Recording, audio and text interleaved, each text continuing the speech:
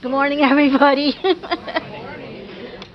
I'm not only just an editor for manuscripts and books.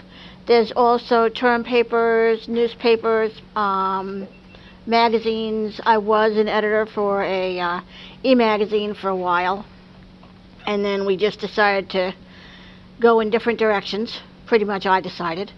But everything that is written down on a piece of paper really should have somebody else look at it besides your own eyes, because a lot of people don't realize that they can't spell. Some people realize they can and they don't care, but whatever. One thing that's a big deal is punctuation.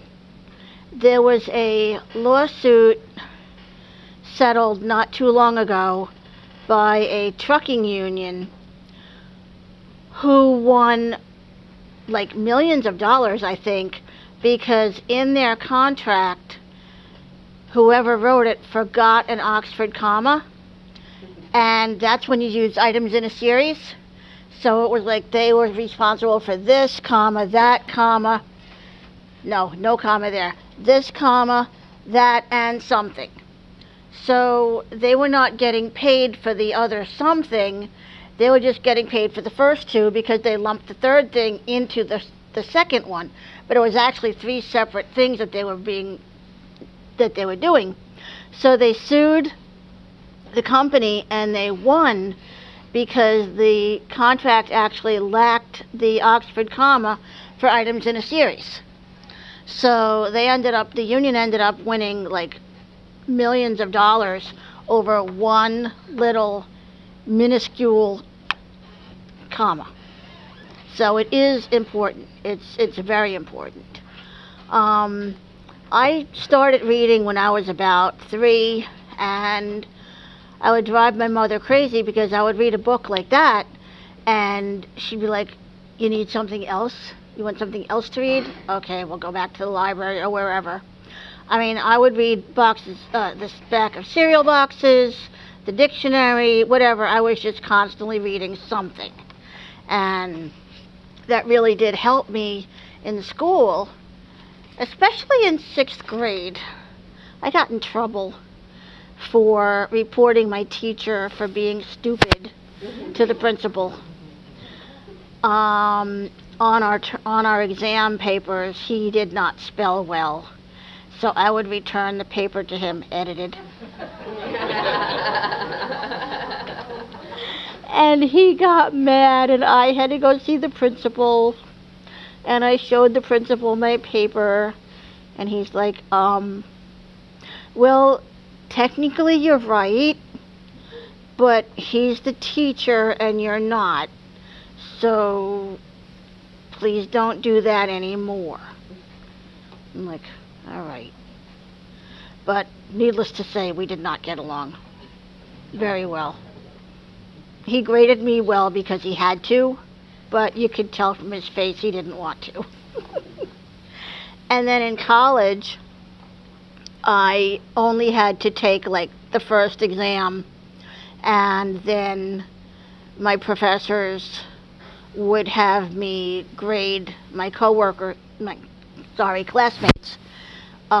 pages so that they had some of their workload reduced off them and I didn't have to take any more tests. So it was a total win-win situation for everybody. After that,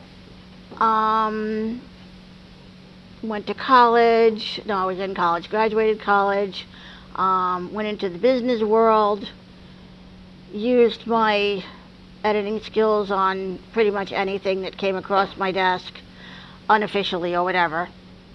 And then when Joe and I started our own video production company, I was in charge of all the paperwork, whether it was contracts or scripts or whatever, and I would proofread and edit everything that went out. Well, I wrote everything that went out of our office, but anything that came in from clients or anything, I would edit and proofread and make changes and make sure that they were okay with it before we, did the production based on that. And then after, when we closed the company in 2009, I was like, you know what? Why don't I just do this full time? So now I've got clients in the United States, United Kingdom, Ireland. They do want that distinction. And even as far as Southeast Asia. I finished a book for a guy in Pakistan not too long ago. And he actually had a very good grasp of English. He'd been educated in the British education system, so he put a lot of U's where we don't. But he wanted me to take those out for the American audience. But that was very, very interesting, looking at their culture, their life, through the book that he wrote about circumstances that happened over there. There was an earthquake several years ago, and it was about how the earthquake impacted the poor people. And I had a hard time editing that book because I was reading it because I was so interested in the subject matter. I'd get 20, 30 pages ahead of myself and have to, go backtrack and actually work on this. But it's really fun. I get to see people's work from before everybody else gets to read it, and I just love it. I really do. It's a lot of fun. There's different types of editing. There's developmental editing, where you actually help someone write something, give them ideas, guide them in different directions. Then there's copy editors who look at the whole picture, from grammar, spelling, to what color eyes somebody has on page 12, and make sure they don't have different colored eyes on page 112, because people get confused and they change it, and things like that. Then there's line editing, which is more concerned with every single word on a sentence. I do that too, but I look at the big picture to see what else is involved. And I've got a website. It's got a good bunch of projects that are on there, but I've got many more that are not on there because you just have to update it after, over time and things like that. When you read, what?